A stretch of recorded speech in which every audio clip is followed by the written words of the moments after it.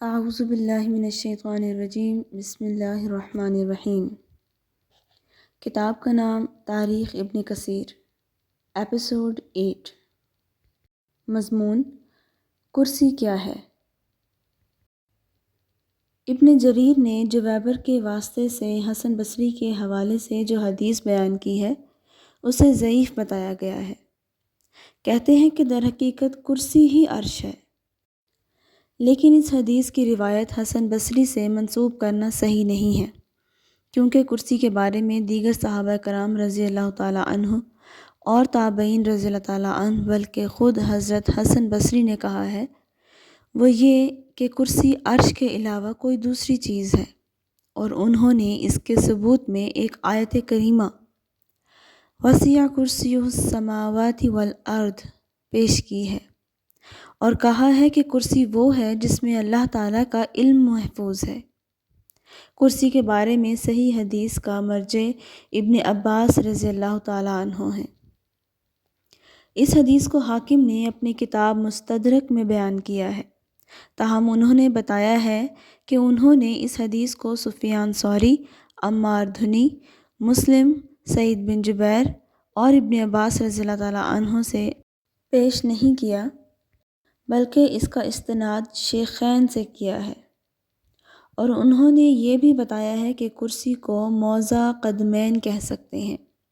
لیکن عرش کی مقدار وسعت کا علم اللہ تعالیٰ کے علاوہ اور کسی کو نہیں ہے۔ اس روایت کو شجاع بن مخلد الفلاس نے اپنی تفسیر میں درج کرتے ہوئے اسے حدیث مرفوع بتایا ہے، اور اس کی صحت کو ابن عباس رضی اللہ تعالیٰ عنہ کے بیان پر موقوف ظاہر کیا ہے۔ ویسے کرسی کا بیان جو ابن جریر سے ابو موسیٰ اشعری، ضحاک بن مزاحم، اسماعیل بن السدی الکبیر اور مسلم البتین کے حوالے سے مروی ہے، اس میں السدی کے بقول کرسی کو عرش کے نیچے بتایا گیا ہے۔ السدی نے یہ بھی کہا ہے کہ زمین اور تمام آسمان کرسی کے درمیان ہے، اور خود کرسی عرش کے درمیان ہے۔ ابن جریر نے ابن ابی حاتم اور ضحاک کی طرح بیان کیا ہے کہ آسمان 7 ہیں، اور زمینیں بھی پہلے 7 طبقات میں منقسم تھیں، لیکن بعد میں ایک ساتھ جڑ کر کرسی کی وسعت میں اللہ تعالیٰ کے حکم سے ایک جگہ سمٹ گئیں۔ ابن جریر کہتے ہیں کہ ان سے یونس اور ابن ابی وہب نے ابن زید کی زبانی بتایا ہے کہ ان کے والد نے از ابو ذر غفاری رضی اللہ تعالیٰ عنہ روایت کی کہ آپ علیہ السلام نے ارشاد فرمایا، کرسی عرش سے ایک لوہے کے حلقے کی طرح ملحق ہے، جیسے میری کمر کے گرد خاکی دائرہ ہو اور کمر اس دائرے سے ملحق ہو۔ لیکن یہ حدیث مرسل ہے اور حضرت ابو ذر رضی اللہ تعالیٰ عنہ کے بیان پر ختم ہو جاتی ہے، اور ان سے بطریق موصول روایت کی گئی ہے۔ حافظ ابو بکر بن مردوے اپنی تفسیر میں بیان کرتے ہیں کہ انہیں سلیمان بن احمد طبرانی، عبداللہ بن وحیب مغربی، محمد بن ابی سری عسقلانی اور محمد بن عبداللہ تمیمی نے قاسم بن محمد ثقفی، ابی ادریس خولانی اور ابو ذر غفاری رضی اللہ تعالیٰ عنہ کے حوالے سے نقل کیا ہے کہ رسول اللہ صلی اللہ علیہ وآلہ وسلم سے کرسی کے بارے میں جب سوال کیا گیا تو آپ صلی اللہ علیہ وآلہ وسلم نے ارشاد فرمایا،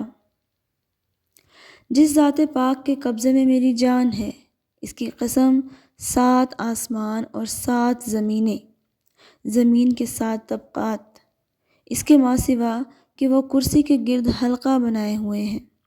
اور کرسی بھی اس حلقے میں شامل ہے، اور کچھ نہیں، اس لیے کہ جس طرح کسی اصل شے کو حلقے پر فضیلت ہوتی ہے،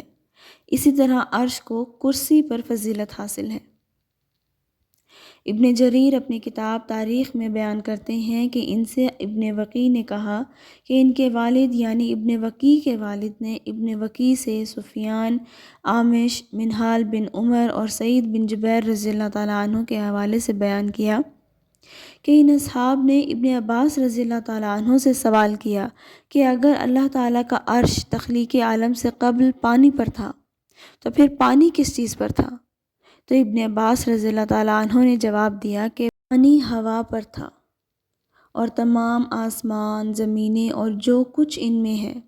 وہ سب کا سب اس چیز کے گرد حلقے میں تھا جسے کرسی کہا جاتا ہے۔ منبع ابن ہیکل سے بھی اسی طرح کی ایک حکایت مروی ہے۔ ویسے وہب نے ہیکل کی تشریح یوں کی ہے کہ وہ ایسی چیز ہے جس کے گرد آسمانوں اور زمینوں نے فضا کے الحاق سے حلقہ بنا رکھا ہے، جسے فسطاط کی تنابوں سے اسے روک رکھا ہو، اور یہی ہیکل کرسی ہے۔ بعض حیت دان کہتے ہیں کہ کرسی سے در حقیقت 8واں آسمان مراد ہے، جس میں ستارے ثبت ہیں، اور اسی لیے اسے ثوابت یعنی ٹھہرے ہوئے ستاروں کا آسمان کہا جاتا ہے۔ اس خیال کو جو حیت دانوں نے پیش کیا ہے، کچھ دوسرے لوگوں نے یہ کہہ کر محل نظر قرار دیا ہے کہ اگر یہ نظریہ تسلیم کیا گیا تو اس کا مطلب یہ ہوگا کہ اس 8ویں آسمان کو باقی دوسرے 7 آسمانوں سے بڑا تسلیم کیا جائے، جو حدیث نبوی صلی اللہ علیہ وآلہ وسلم سے اس بارے میں بالکل متضاد ہے۔ انہوں نے یہ بھی کہا کہ اس نظریے کو تسلیم کیے بغیر وہ کرسی کو تمام آسمانوں اور زمین کے طبقات پر محیط سمجھتے ہیں، لیکن یہ کوئی آسمان نہیں ہے۔ کرسی اور فلک مترادف نہیں ہیں۔